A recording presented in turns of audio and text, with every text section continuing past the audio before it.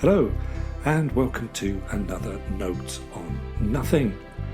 This week, Big Bird versus Woodstock, Corn of Justice. Be careful what you wish for. It might just come true. If only I had known at the time. I suppose I was young. I didn't know any better. I guess I wasn't the only one who made rash childhood wishes. I've just finished watching Zack Snyder's cut of the Justice League movie. For those of you living in hitherto blissful ignorance of this cultural phenomenon, how best to describe it for you? Imagine a Crosby, Stills, Nash and Young biopic about the first time they got together, in which the person who does their wardrobe goes through an experimental spandex stage, and, instead of creating music, they all decide to beat 7 shades of shit out of one another. You want to watch it now, don't you? Be warned, though, it's a long movie by anyone's standards. I can't remember when I started watching it. I can't remember where I was, or even who I was. I have a vague recollection that when it began, I had hope. I had dreams, ambition, hair in the right places, muscular definition.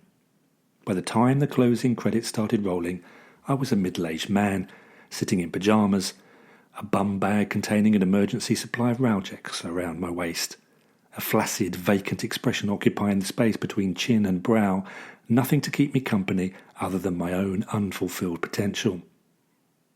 Watching this version of a movie I'd already seen before was the final anguished throw of the dice for a man desperately clutching to the dwindling hope that his cherished childhood memories of heroes and adventure, fiction and fantasy might still actually be worth remembering. I'm sure you recall, even like to recall, the things you loved to watch, listen to, read when you were kids. You take great pleasure from telling people about them even now, the things that captured your heart, fired your fancies, works of fiction given life by your nascent curiosity. In many ways, these are the things that made you, inflamed your imaginations, set your minds into motion, facilitated the frenzy of fertile thoughts of your formative years. This was the fuel of your childhoods, along with E-numbers, the ends of pencils and your own bogies, that is. So it was natural that our imaginations would run riot within these fictitious worlds, would want to cut loose from the narrative fetters that restrained us from creatively contributing to the development of these realms and the characters therein. This in turn spawned the conjecture, the what-ifs and the I-wishes inside us. And I openly admit that I conjectured, I what-ifed, I wished. I wished for 2 things: more Star Wars, and to know who would win in a fight between Batman and Superman. Hence my warning, be careful what you wish for, it might just come true. If you had asked me in my youth what superpower I would like to have, I would have said the power of flight, telekinesis, super speed, invisibility, anything really. Except the power to swim underwater, of course, that's just a waste. Speedos, snorkel, sorted. Ask me again, now that I'm a jaded husk of a man, and I would choose, quick as the flash, the ability to withstand crushing disappointment. An underrated superpower in my opinion, and, make no mistake, it is a superpower. One that is not sufficiently explored in this generation of superhero movies, I feel. I can see it now. A final scene of total carnage as the alien hordes have successfully wrought chaos and destruction on Earth. The bodies of defeated terrestrial defenders strewn hither and, inevitably, thither. Superheroes on their knees, heads in hands, distraught at their failure to save the planet. Except for one. The hero dressed from head to toe in canary yellow, sombrero in hand, head held high, beaming smile, the symbol on his chest equating to something like the poo emoji within a circle with a red line through it. The final words of the movie are his. Well, worse things happen at sea. Roll credits. You see, my wishes did come true, and my sensibilities were not coated in Kevlar. The finest creative minds were brought in to selflessly work at realising all my, and your, childhood wishes, Their synapses firing at warp speed for years, with a backing from the biggest studios with the biggest budgets. I concede, maybe it wasn't entirely selfless. After all, I suppose the people that created these movies were kids with the same conjectures, the same what-ifs and wishes as us. Of course, at no point did money ever enter into the equation. Surely this is what we all wanted. Ultimately, no, it's not. What we see now are their hellish visions alone, nothing to do with what we wished.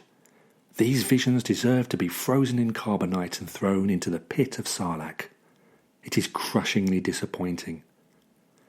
Nothing but star-filled, bloated computer simulations, visual effects by CGI, wardrobe by CGI, catering by CGI Fridays. The studios behind the Marvel and the DC hero universes have spent years and millions creating backstory and making spin-offs, beavering away independently of the other, all leading up to two totally different and completely original cataclysmic climaxes. That was the theory, at least. The reality, it seems, is somewhat different, insofar as they are essentially the same, from what I can see. For a start, the villains of the piece here in both universes are exactly the same. Imagine the biggest meatheads you've ever seen in your local gym. Now multiply that by 1,000 and imagine the biggest meatheads in the universe. From the gym at the end of the universe, you know the one, it's next to the restaurant at the end of the universe, you can't miss it. They are enormous. As kids, their mothers must have moved them pretty quickly from the tit and put them straight onto the roids. Add to this a lifetime of absolutely no facial moisturising, which has left them wanting on the looks front. As for the premise, again, the same. The heroes of the Justice League and the Avengers have put their respective differences aside to try to stop these meatheads bringing about the apocalyptic shit that happens when you bring together a collection of badly hidden, glowing geometrical shapes. For some reason, the founders of both of these cosmoses, in their ineffable wisdom, thought it would be a jolly wheeze to create an inbuilt self-destruct mechanism alongside all matter and space and its infinite possibilities. As an aside, before all this happens, Superman and Batman, in the DC universe, did engage in a little bit of fisticuffs, at which point I thought I could be forgiving, as this was on my wish list. However, the fight was resolved once they discovered their Mother's Day cards had the same name on the envelopes. Daft does not begin to describe it. And so that was the climax of years of planning, from the biggest studios with the finest creative minds. So I feel we are completely within our rights to feel shortchanged following our significant financial and even emotional investment in it all. Bizarrely, all this nonsense was very successful, watched as it was by the undiscerning, the forgiving and the masochistic. I fall into this last category. It all made loads of money and they are gearing up to do it all again.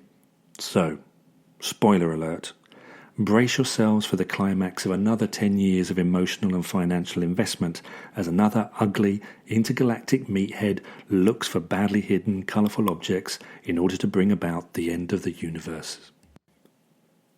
Meanwhile, a long time ago, in a galaxy far, far away, Harrison Ford has been coaxed out of his retirement village, popped a cheeky Viagra, and is running round a spaceship with all the style and panache of an old man who has just realised he has to hurry back to the car to put more money in the meter. Whereas before he boasted about doing the Kessel Run in under 12 parsecs, these days he sports the gait of a man who can't even do the middle-of-the-night toilet run without pissing himself.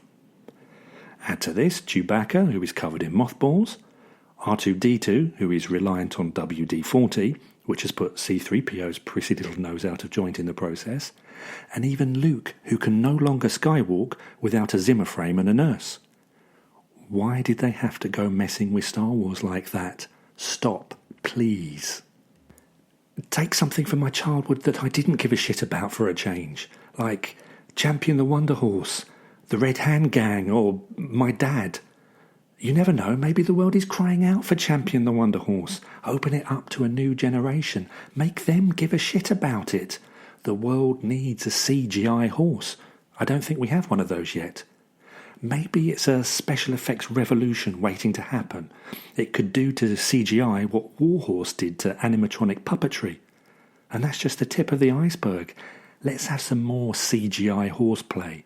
A Man Called Horse, Mr. Ed, the Horse Whisperer, Black Horse Down, Fet Lock, Stock and Two Smoking Barrels, Guess Who's Coming to Dinner. It's an equine cash cow. And the big movie studios know better than to look a CGI gift horse in the mouth. The horseyverse could be here to stay. But, truth be told, we all know they won't touch that. They will reach once more for something else I treasure dearly from my childhood. Sesame Street or Snoopy. I used to love those too. Without a shadow of doubt, my all-time favourite programmes featuring oddly sized yellow birds. Of course, Big Bird was head and shoulders above the rest.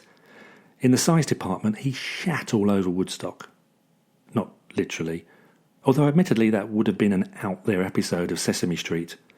This programme was brought to you by the number 2. I mean, even on the most liberal of networks, there never has been, nor ever will be, a place for scat-based children's television. The world has no appetite for, he's your dog, Charlie Brown, now clear up after him.